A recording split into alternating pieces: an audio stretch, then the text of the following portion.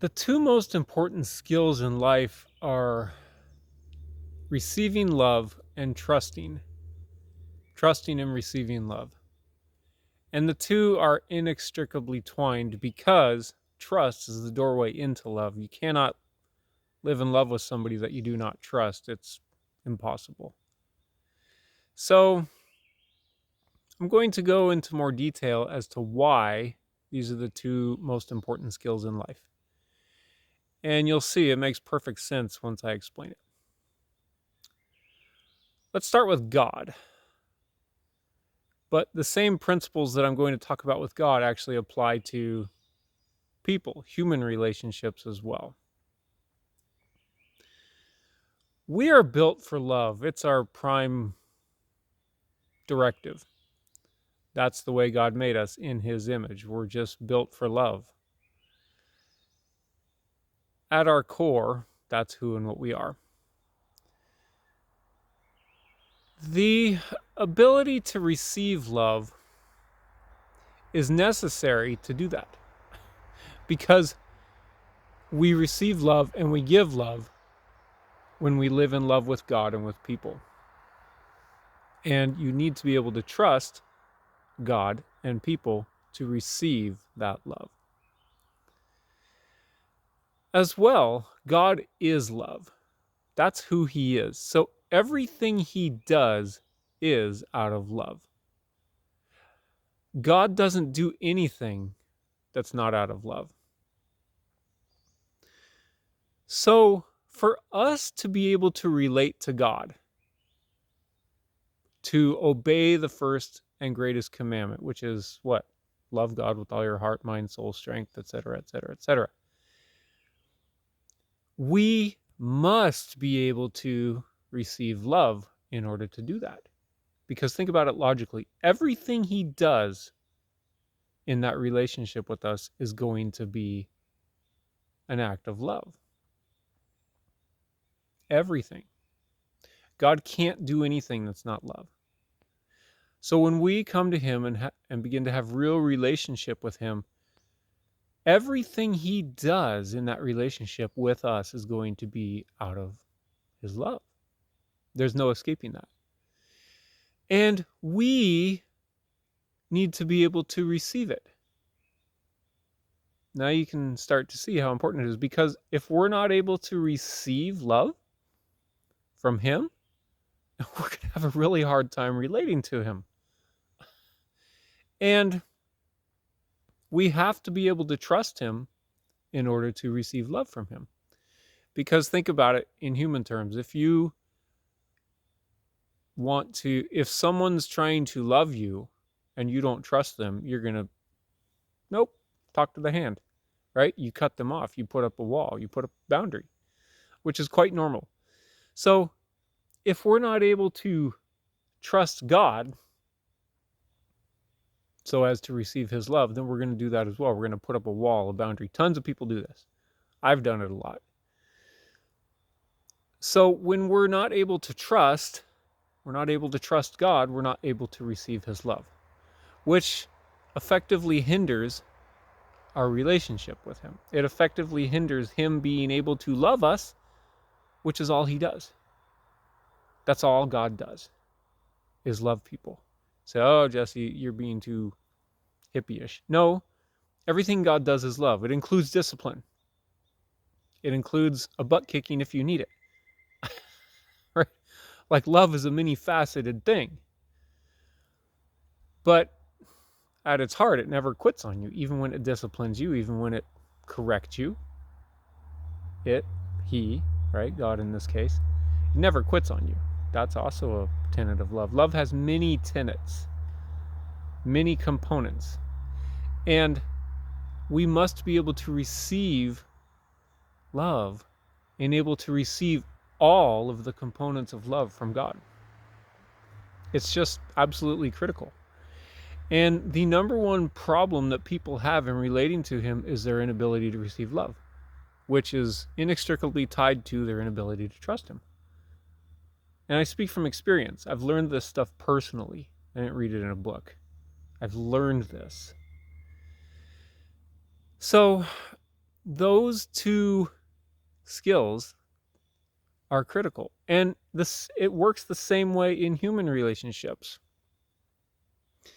If you want to live in a healthy, loving relationship with any human being, which is the second greatest commandment, that's what we're all created for. God's commands logically line up and coincide with his design of us. He designed us for love, and he commanded us to live in love. If you want to live in any healthy human relationship, you need those same two skills. You need to be able to trust the person enough to receive love from them, so that the exchange of love can even take place. It's just the way life is. There's no escaping this. There's no escaping these realities. Everyone deals with them, whether they're aware of them or not. Maybe people don't deal with them with God.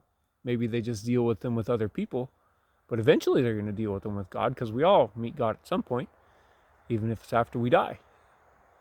So, human relationships, we must be able to trust whoever we're having a relationship with in order to receive love from them. Even if it's not perfectly, we must be able to trust them to some degree. So that ability to trust opens up the ability to receive love, which enables a loving relationship. That's reality. And since love is our greatest design, it's our greatest reason for existence, those two skills are absolutely critical to have. It's very logical. So, which brings up a good question.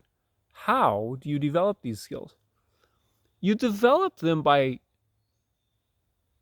having them happen to you. Let me explain. It's basically, it's supposed to happen when we're kids.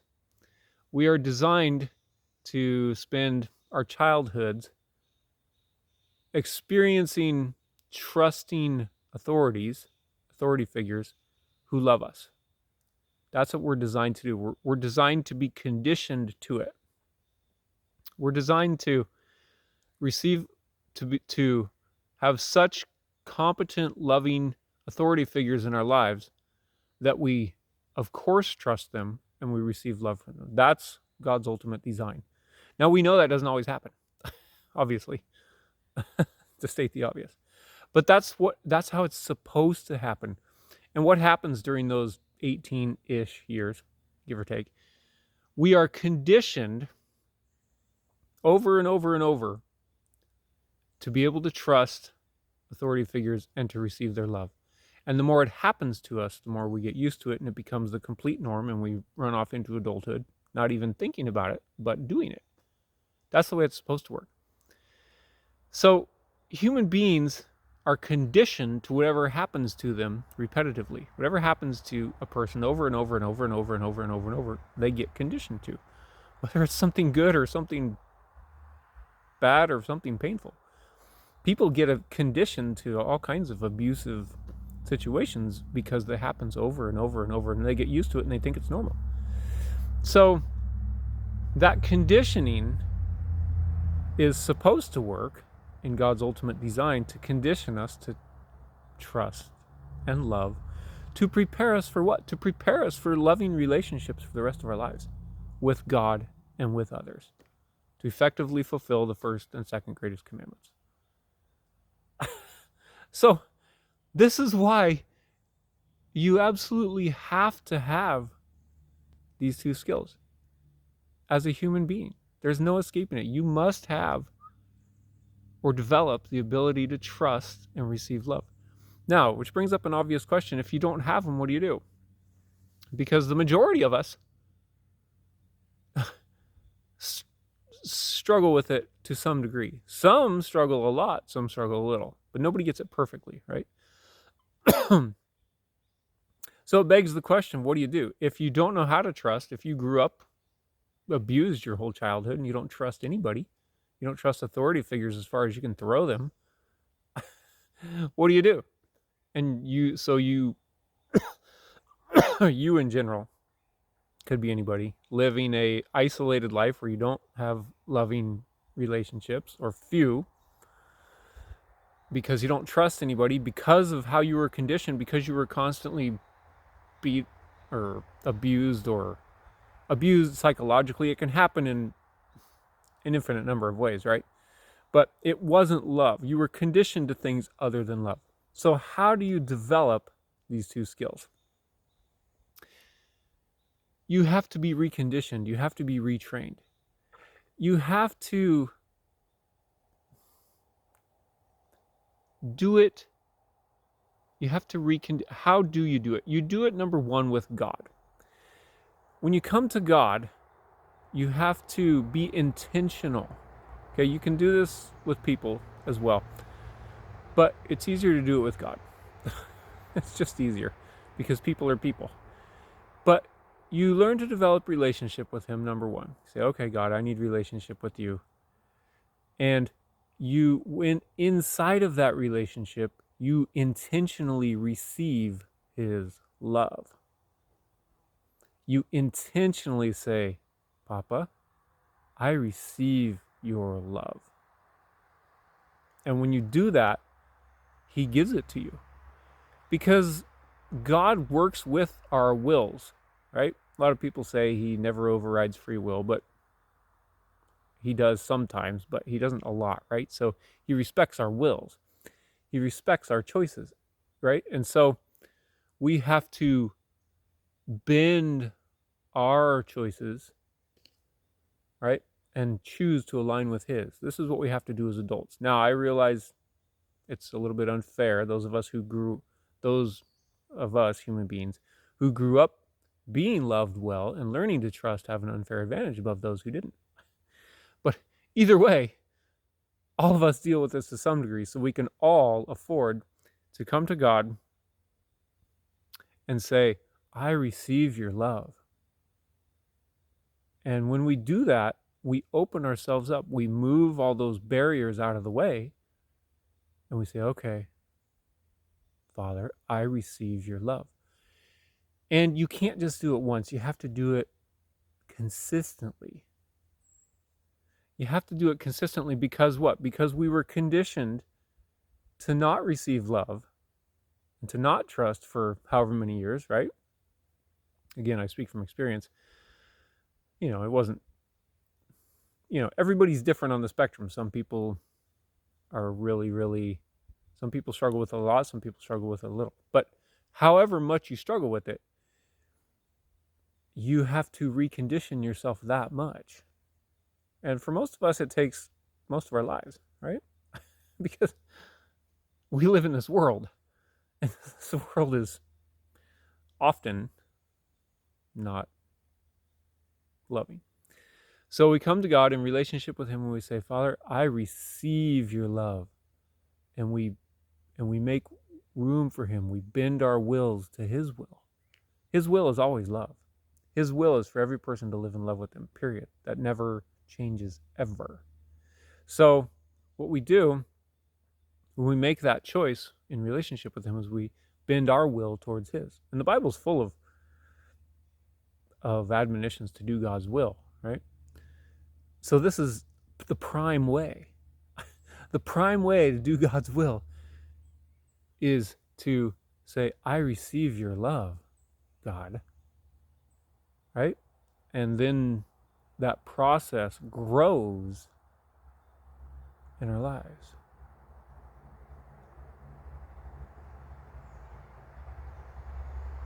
I guess I'll stop there. There's a lot more that could be said, but that's it in a nutshell. Thank you and have a nice day.